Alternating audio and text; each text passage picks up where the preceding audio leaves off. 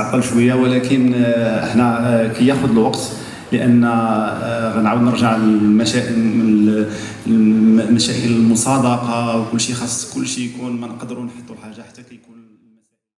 اليوم كنحتفلوا ب 20 عام من الشركه، 20 عام ديال دوكير، 20 عام ديال الخبره في ميدان الدراجه العاديه والدراجه الناريه.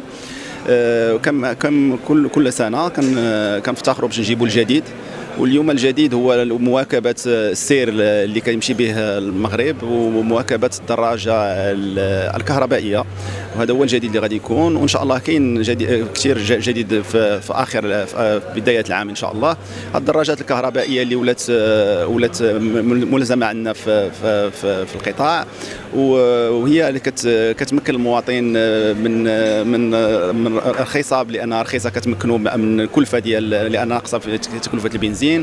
كتقدر توصل حتى ل 80 كيلومتر من في الاوتونومي ديالها. تقدر تشارجها في الدار عاديا بريز ديال الضوء عادي. دونك اليوم هذا هو الجديد اللي غادي يكون ان شاء الله، وغادي يكون وكاين جديد اخر ابتداء من شهر سبتمبر ان شاء الله في نفس المجال.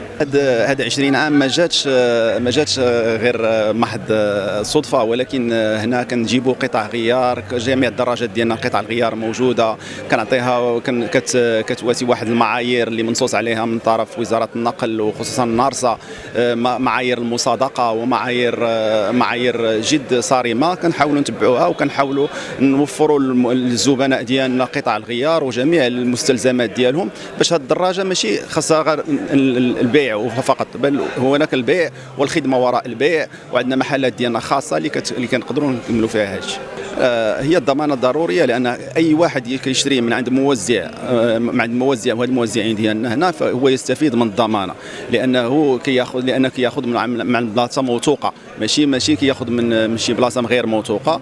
لذا الضمانه هي حنا كنستافدوا من الضمانه، سواء في المحرك، سواء في الاطار، سواء في جميع هذا، وخصوصا على المعايير الصارمه اللي كتنص عليها حتى وزاره النقل والتجهيز والنقل في هذا الاطار.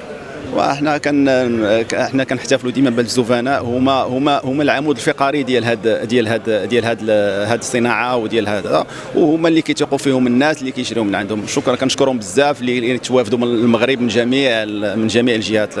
شكرا.